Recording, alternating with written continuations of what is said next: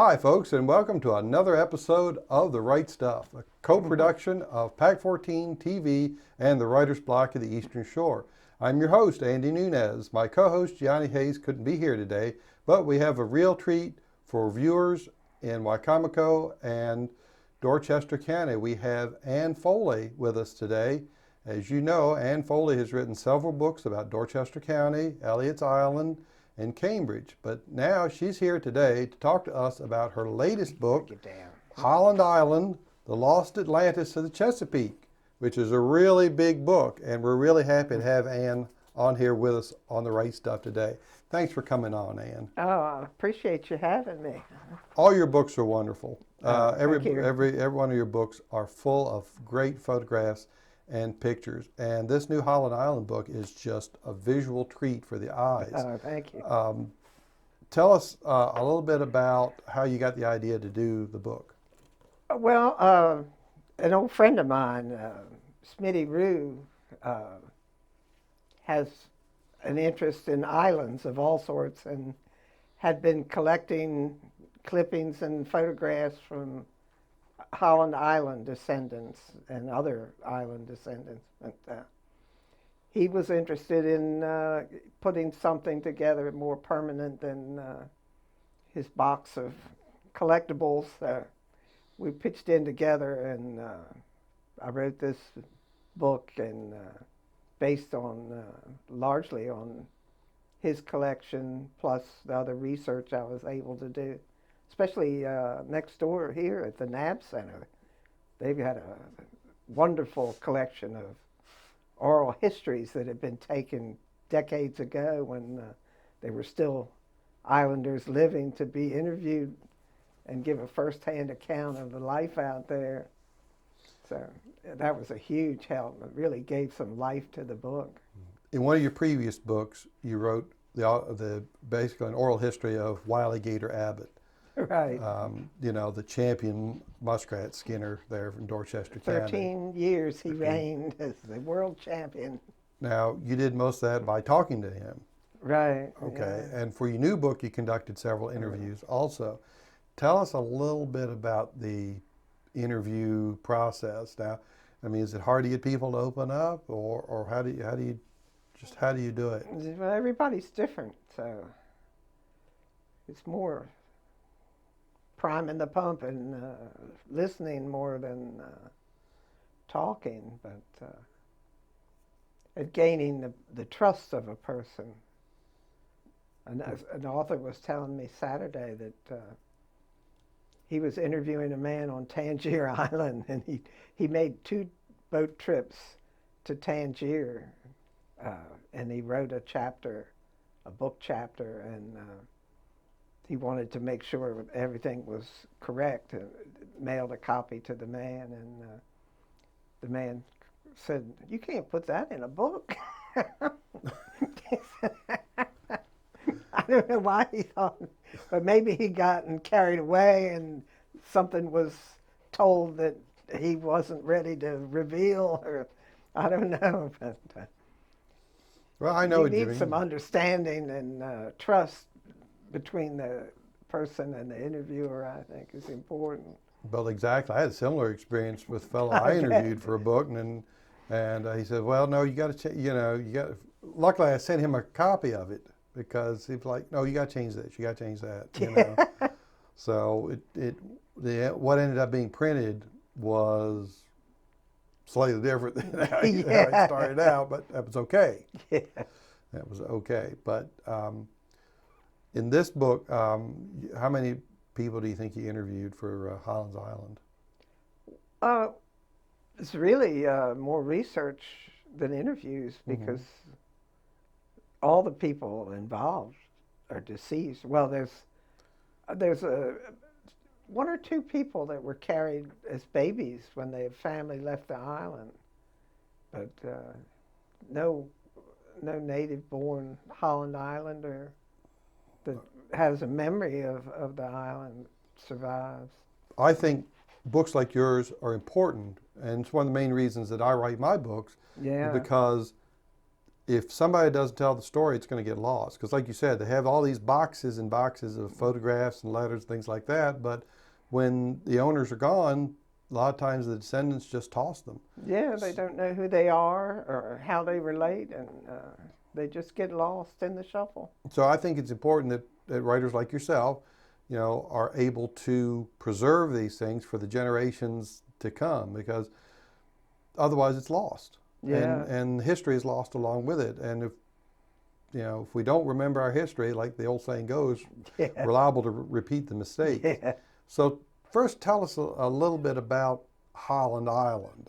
We know it's out in the Chesapeake Bay, and it vanished. But tell us a little bit about exactly where it sat and It's what still happened. sitting, actually. Everybody thinks it's gone, but it's unless they fish. The fishermen know it's a good spot to go, but there's still a number of acres, maybe 50 acres left. Okay. There's some trees, and of course it depends on the tide, but Now it's north of Bloodsworth Island. it's off the southern tip of Bloodsworth. Okay. It's the very southern end of Dorchester County. Okay. And people have been settled there since how long? Oh, back in the 1600s. Okay. But it really grew with the oysters. As the oysters, railroads came to Chrisfield and steamboats, and they could market their oysters because there was a real rich oyster beds all around the island. So Tangier Sound and Chesapeake Bay. So that would be like mid to late 1800s. Right, Was then its it was heyday. really bloomed. How many people do you think lived on it at the peak? You can hear lots of numbers, but 370 seems to be a number that you hear more often than others. Okay. And what kind of, besides houses, what other kind of, and of course seafood related stuff, what other kind of buildings were on the island? Oh, they had a very active Methodist church, and they had, I've seen 7 different stores mentioned. All of them open about the same time. School? There was a school, and there was a Redmen's hall. Wow. Okay, so what happened? What happened to Highlands Island? It had been protected by what they call Long Island was a barrier. It's the longest reach across Chesapeake Bay from out of the northwest, and gradually Long Island got eaten away, and the western side of Highland Island was a real high bank, and the waves in a storm, they really cut into this bank, and the island started going fast, and they tried to put a breakwater out there. They barged in stone from up the Susquehanna River, and somehow or other wrestled this stone breakwater there, but they didn't know about how to exactly, that it needed to have a basis under it to keep the stones from sinking, so they just gradually just went down. Then the ridge really went fast after that. Okay.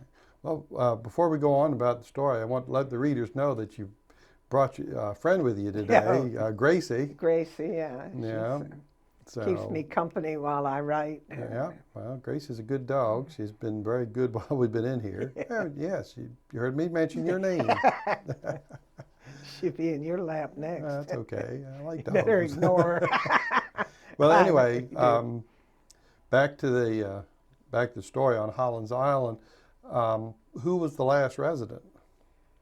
Well, the last families, I think the Parkses were the predominant family remaining, because their area of the island wasn't as subject to erosion as some of the others. But there was a bad storm in 1918, and the last of them pulled out as full-time residents. But they would still go back in the summer for the crab season. They did a lot of crab scraping and soft crab business in the summer. And if I remember from looking in your book, their house was one of the last ones to go. The last one was the Grant Parks house Mm-hmm. that was up on the northern tip of the island. And that went down in 2010. Okay. Wow. So it took a long time to die, but it was Yeah, it was a slow yeah. death. But um, so what besides just chronicling the history of the island, what else does your book, do for the readers? Uh, well, there's a lot of well background, the history of all the wars that were fought around there when the islands were the front lines back in the Revolution and the War of 1812, Civil War. There was a lot of smuggling and trafficking back and forth between the North and South, and so there was pretty rough life out there. So there's quite a bit of adventure as well as history in Oh your yes, story. yeah, and then the daily life of. Mm-hmm. Now, how now when you went to go ahead and put the book out, you decided that you were going to do Highlands Island, and you started collecting all your material, things like that. Did you get help from folks who contributed a lot of material, or how did you end up scraping it up? I know you said you came over here to the NAB Center, and Yeah, that was the oral histories there mm-hmm. were invaluable. But you got a lot of great photos and newspaper clippings and stuff. Yeah, well, we met so many. A lot of the Highland Islands. Of course, they took their houses apart to save them and carried them to different locations, and quite a few went to Cambridge, and so just it was amazing. If you said you were working on a book and oh, my daughter's married to the grandson of Grant Parks and Wow. things like that, and the families would still go visit for years after, and since the house fell, I think maybe nobody goes back because it's too sad, but for generations they would still go back and visit the island and take a lot of pictures. We were the beneficiary of that too. So, and of course, in essence, your book is kind of a tale of prophecy too, of what could happen to any island out there in the bay. Oh, sure. It was last week, some article about Tangier Island will be gone in 50 years. Yeah, it was in But the today's part paper. is it in today's again? paper, Yeah. front page. But the thing is, if they do nothing, which, Right. you know, it's So not like if it were Ocean City, they'd have bulldozers out there pushing the sand back. But right. So besides a history, it's a cautionary tale. oh, it is. Yeah, it is. But it's not, I mean, global warming and polar ice caps and all are a minuscule factor compared to just the old routine erosion that caused by the storms that come every year. Well, I agree. I've seen it so many places in your neck of the woods. As a matter of fact, over at Lewis Wharf, the house that Governor Henry owned, he was Maryland's second governor. By 1876, it had fallen into fallen in the Nanticoke River. Yeah. So And that was just the just river, nature. not the bay. So, right, exactly. yeah. So Or it's the ocean, but the ocean, that property is too valuable to lose. So they protect that. yeah, it's a shame there can't be some money found for some of these historic islands. But let's talk a little bit about getting the book to print. Now, you wrote it. Dogwood Ridge Books is your publisher, but that's you. Basically, another name for me. So you didn't have to really sell the book. We can't really talk about that aspect of it, but putting it together, deciding what pictures went in, what pictures went out, the layout, things like that. Tell us a little bit about that process. Oh, it almost everything fell into place somehow, and we had such a group of photos to choose from that once we got past the War of 1812 or so. Things sort of fell into place. So, what software did you use? Because I know the viewers are going to want to know. Well, if it's that easy, she must have had a really great program. I'm a dinosaur. I've got Word Perfect, which may not exist anymore, but that's what I work in. And I have a good artist, my niece, to get it smart on the layout and the artistry of it. She made us look good, I think. Okay, and you do it as a PDF and send it off to the printer. How do you do that? Right, she does. She converts it to a PDF and sends it electronically to the book manufacturer. Okay, and who prints them for you? They were done in Ohio by Bookmasters, a company called Bookmasters. I'm well pleased with it. It looks great. It's a great look looking good. book. I'm very, very amazed by just how good it looked. Yeah. And you have to get your own ISBN codes. Yeah, well, Dogwood Ridge owns a set of those. You got a stack of those, so that was easy enough. And barcodes. Right, and, barcodes and all that. Just so you get all that and get that supplied, and then it's off to marketing. Right, that's the devil in the detail. Well, yeah, some people, I understand, work harder at the marketing than do at actually writing the book. Yeah. Writing the book part's easy in comparison. Yeah, and a lot more fun. Because I'm sure your advertising promotional budget must be really small. Yes. But tell us about some of the things you did to let people know that the book was available. I mean, I know, you visited some of the local stores, stuff like that. Yeah, well, I have a network of stores that's been carrying my books since 1999 was the first one I wrote with a neighbor. It was Elliott Island, and I've done several since then. So. Right, and Elliott Island just went through a second printing, as I remember. Oh, it's like the fifth printing. Fifth printing. Yeah. Wow. Okay, but you changed publishers and went to. Yeah, I had to convert it. I had it on zip disks. If anybody remembers zip disks, so I had to get. I thought they went out with dinosaurs and cavemen and stuff.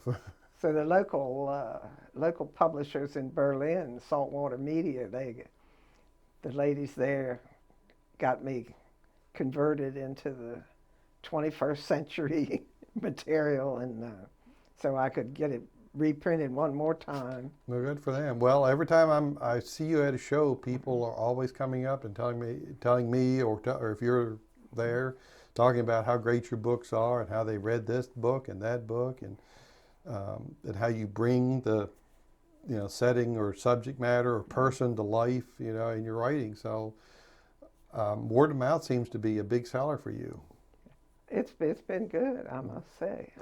But the press helps, and I understand you were at a show in Cambridge over the weekend, and one of our local photographers showed up and snapped a lot of pictures of you, so we're going to hope to see you in the paper soon, too. Oh, yes. Bryce Stump, he's been very supportive and gave us a nice quote that he let us put on the book. So that's also very important. Oh yeah, he's such a local legend that it's extremely helpful. But it helps to have somebody like that on your side, that's for sure. Oh, absolutely. Yeah. As well as the writer's block and the right stuff. Well, not to toot our horns or anything, but yeah, the writer's block, they've always been a big help to me. So it's good to go and have an organization that you can just compare notes to, just talk things out loud with, things like that. Oh yeah, one of our members took a preliminary look at when I was first starting on this book and set me straight that I had misled people in the opening to think it was about something other than what it was, and it was very, very helpful to me to have her input and correct my wrong beginnings. Right, exactly, and that's the purpose of the block, folks, is for people, who are new to writing can get together with people who've had some experience, and you learn. And you get learn an honest opinion. Right. That's not Brutally what your honest mother's going to tell you. Sometimes a brutally honest opinion, but yes, you're correct. But it helps a lot. Yes, it does. It's helped me, and I think it's worthwhile, and certainly the dues are reasonable. Right now, there are no dues, folks. You want to come to one of the Writer's Blog meetings, feel free. I mean, we're open to anybody that's interested in writing. There's no membership fees right now. We try to be self-supportive and supportive of writers, like Anne. Talking about the Writer's Block process, and one of the perks of being a member of the Writer's Block, of course, is what we charitably call the critique circle. Yeah. As a service, as part of the block service, anybody that has a manuscript that they want critiqued can pass it around to the members and get their opinions. In fact, that's what we do with the anthology. When we submit to the anthology, we let people read it and give their opinions and things like that. And I know that I benefit greatly from your critiques. When I get them back, they're always thoughtfully done, and done in the interest of strengthening the manuscript, as opposed to just saying, well, I don't like that. Stuff like. Tell us a little bit about how you view the experience. Oh, I think it's invaluable to see how the number of people receive one piece, because everybody's take is going to be different. But if you find everybody's missing the point, it doesn't mean they're all stupid. It means you've not clarified your point. So it's always good to get input from as many people as you can. No, exactly. And for example, what I was wrestling with the anthology was the word count limitation, which is fine, because that's another challenge, and it stretches you. Trying to say something but not have to explain it, and so your critique was valuable to me because you hadn't heard of some of the things that I put in the manuscript. So I have to go rethink this now. So and as you say, every critiquer has a different take, and some concentrate on the proofing, some concentrate on the content, and some concentrate on different aspects. So to me, you get a little bit of everything, like you said. But I think it's valuable because you could have just said, well, my book's perfect. I don't need another opinion. Mine's the next bestseller. It's the next Gone with the Wind. It's the next great American novel. And guess what? In its current form, it probably isn't. But with some gentle critiquing, sure, it can be turned into something that people want to read, just like your book. As you say, the word count is a challenge, because all your pearls of wisdom, you don't want to cut them, but sometimes they just don't belong in there. You can save them for later if they're so valuable, but they're inappropriate where they are, and they run you over the count. It shows the value of each word. Each word suddenly has a value. Is this word more valuable than this word? True. Yeah. Because we as writers, we love to write. We love to talk. We love to see the words flow across the screen. But the reader may not feel the same way. So that's why I think it's valuable that we have somebody else take a look and bring us back to reality. Yeah, it's easy to fall in love with your own voice. Yes. But when you like what you do, that's the fun part. Absolutely. That's, and to be able to write what you like writing about, and to be able to, number two, get people to read and buy what you're writing about, that's the real joy of writing, I think, And to hear a historian like yourself say there's value in what I do. And exactly. Well, music to my ears. There is value because it gets lost. I mean, books be written so that somewhere somebody has a copy. So what are you going to be doing next? I mean, you got this under your belt. What's next? I have to do something for the Writer's Block anthology next. Oh, yeah. But that's fiction. That's a labor for me to do fiction. Yeah. Well, it's part of what we do at the block. We try to stretch your talents to keep you sharp. Yeah. You know, it's easy to just, you know, not be very creative unless something really pushes you. So yeah. That's what the block tries to do. We try to push, you know, try to push your boundaries. So I have a big challenge next to complete a piece of fiction for the anthology of the Writer's Block. You can do it. Yeah. Eastern Shore Noir. Noir. That's right. Yeah, that's right. Yeah. And that's the whole point. It's a challenge. Yes. Anybody can write a generic Eastern Shore story, but to do an Eastern Shore noir story, yes. That's a challenge.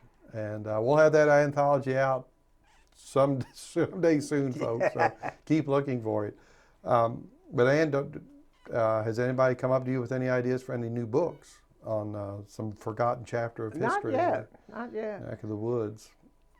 I'm beginning to think Dorchester County is just full of books like yours. Oh, it is. You know? Amazing But that can be said people. about any part of the Eastern Shore. Sure. The history is so rich. I had a cousin who lived down to Chrisfield, and he said, nothing ever happened in Somerset County. Yeah. You're wrong. Yeah. You're so wrong. Yeah. History is all around us. And it's books like your book on Highland Islands and all the other great books that have come out on Eastern Shore locales that are important. And they do show us that our history is full of adventure and excitement, triumph and tragedy, all these things that make the Eastern Shore what it is. And that's why I think books like yours need to stay in print, and stories like you tell need not be forgotten. So I think it's really great that you've been doing this. Okay, well, folks, you know, we're running out of time. The old clock on the wall says we're going to have to say goodbye for this episode of The Right Stuff, but I want to thank my guest, Ann Foley. It's great having you and Gracie here. Grace is Our pleasure. Wonderful guest. She's been very good today. So it's great to have you on. We wish you a lot of success with your book on Highland Island. It's at Barb's Gift Store and Apple Discount Drugs and Fruitland and Nanticoke Road. Okay. All right, folks. But, you know, we could talk all day about writing because it's what we love to do.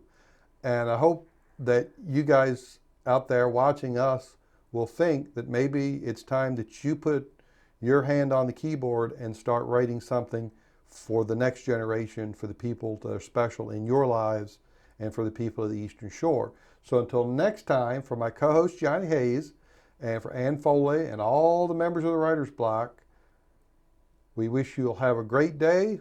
We want to thank PAC 14 for hosting us. Feel free to support them. They're a worthwhile endeavor trying to preserve Eastern Shore history. Please think about making a donation. And by all means, visit us anytime at the Writer's Block. We meet the third Saturday every month, 1 to 3 p.m., room 3 downstairs at the Salisbury Main Branch Library. Look for us on Facebook. And we're having a great day on the Eastern Shore, and we hope you are too.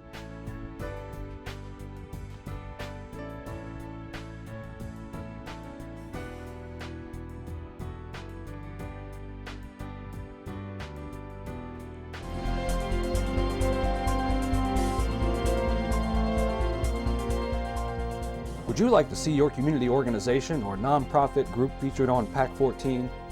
To get started, contact us at 410-677-5014 or visit our website at www.pac14.org. PAC 14 is a great way to connect with your community.